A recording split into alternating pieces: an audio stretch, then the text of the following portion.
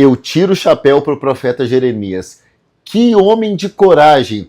É o que você vai acompanhar em Jeremias 37. Mas antes, se inscreva no nosso canal, dá aquele joinha, participe do 5am. Aqui embaixo nós temos o link. Estive hoje na sala dos Estados Unidos com líderes de peso. Quero honrar hoje o meu amigo John David. John David, que me ajudou com as minhas coisas dos Estados Unidos. Né? Eu, nos últimos 3 anos, moro lá. Ao sair de lá, eu entreguei um imóvel que eu estava, deixei os meus pertences na casa Priscila Soares. Quero te agradecer também, Priscila, e o John David cuidou de tudo para mim, esse líder da sala do 5am. Quer conhecer o John David, que é um americano, filho de brasileiros que fala português, inglês, espanhol? Aqui, ó, tem a sala dos Estados Unidos. Se você é homem, para você conhecer. Se você é mulher, você não vai conhecer ele nessa sala, vai conhecer a esposa dele, a Ellen. Quero te honrar também, Ellen. Você na sala das mulheres está presentes, e também tem sala do Brasil, tem sala da Europa, tem sala para crianças. Gente, é bênção 5am, parabéns aí a todos os envolvidos. Bom, o que está acontecendo aqui em Jeremias 37? Em Jeremias 37, Jeremias estava livre, caminhando normalmente. O exército da Babilônia estava cercando Israel. Só que Israel tinha uma parceria com o Egito. Então o exército do Egito foi para proteger Israel. E aí o exército da Babilônia foi embora, para não ter aquele conflito, né? E ter muita gente morta. E aí isso acomodou o pessoal de Israel, achando que estava ganho. Mas não, aquilo foi temporário. E Jeremias avisou para eles que aquilo era temporário. Mas eles, mais uma vez, não quiseram ouvir esse filho de Deus. Tá? Versículo 9 está assim, ó, assim diz o Senhor, não se enganem a si mesmo dizendo, os babilônios certamente vão embora, porque eles não vão. Ainda que vocês derrotassem todo o exército babilônio que está atacando vocês e só lhe restassem homens feridos em suas tendas, eles se levantariam e incendiariam sua cidade. Aqui quando fala assim que eles não vão definitivamente. Eles vão para não ter o problema, só que eles voltam. Ou seja, a Babilônia depois acabou invadindo, né? Então, ó, versículo 11. Depois que o exército babilônio se retirou de Jerusalém, então se retirando aqui por causa do exército de Faraó, né, do Egito, Jeremias saiu da cidade para ir ao território de Benjamim. Então ele foi cuidar de algumas coisas dele, né, tomar posse de um imóvel que ele tinha que tomar posse, uma propriedade. Mas aí quando ele chegou na porta de Benjamim, uma pessoa lá chamada Jerias falou assim, aqui, você está desertando para o lado dos babilônios, você está do lado deles lá. Jeremias falou, que é isso? Sai fora! Tá louco, isso é fake news. De forma alguma. Só que eles não quiseram escutar ele e prenderam Jeremias, o profeta do Senhor, o grande profeta, um dos maiores profetas que já passou por essa terra, preso por falar a verdade, acusado injustamente. Qualquer semelhança com o Brasil é mera coincidência, tá bom? E aí, versículo 16, Jeremias foi posto numa cela subterrânea da prisão. Ele ficou na casa do Jonatas, eles fizeram a casa do secretário Jonatas se transformar numa espécie de uma prisão. Depois colocou ele, gente, no subsolo, no lugar escuro, no lugar fétido, no lugar sem muitas condições. E aí veio o rei Zedequias, né, porque o bicho estava pegando, a Babilônia voltou a atacar, e aí, gente, o rei Zedequias não quis mostrar que estava conversando com Jeremias, não. Foi em secreto, o próprio rei. E aí, em secreto, ele pergunta assim para Jeremias, aqui, Jeremias, me responde aqui, não tem ninguém ouvindo, não. Aqui, ó, versículo 17.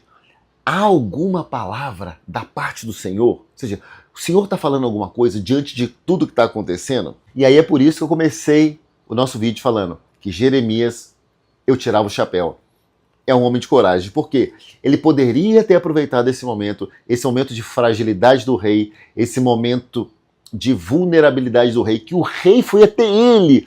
O rei saiu de maneira secreta até ele, ou seja, ele estava com muito poder na mão. Porque o rei, por mais que tivesse autorizado essa prisão do Jeremias, ele sabia quem Jeremias era. A gente sabe, a gente reconhece o poder de um homem de Deus.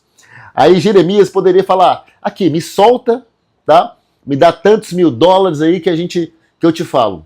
Mas não, sabe o que Jeremias disse? Você será entregue nas mãos do rei da Babilônia. Cara, esse Jeremias é demais. Ele é direto, ele não mente, ele não vira para um lado nem para o outro, ele é aquilo reto, ele é uma espada certeira. E aí depois ele fala, e que crime que eu cometi contra você, ô cidadão? Pra você me prender, pra você deixar o pessoal me prender? Que história é essa? E Jeremias foi e ainda pediu para mandar de volta a casa de... para não mandar ele de volta para casa de Jonatas, né? Uma prisão muito inferior, tá? Porque senão ele morreria ali. E o rei escutou aquela, não ofensa, né? Mas aquela palavra dura de Jeremias e aceitou, deixou ele preso, mas no pátio da guarda e ainda recebendo aquele pão fresquinho dos padeiros, enquanto ainda houvesse pão na cidade, que naquela época ainda tinha pão na cidade, depois realmente eles entraram num processo terrível de fome por causa dos babilônios cercando e impedindo a entrada de qualquer recurso, né? E aí termina assim Jeremias permaneceu no pátio da guarda. Então qual que é a lição aqui de Jeremias? Várias lições. Jeremias era um homem de Deus, ele era obediente a Deus. Só que você deve ter pensado assim, caraca, olha a situação de Jeremias. O cara serve a Deus, ele fala a verdade, e ele estava indo de mal a pior.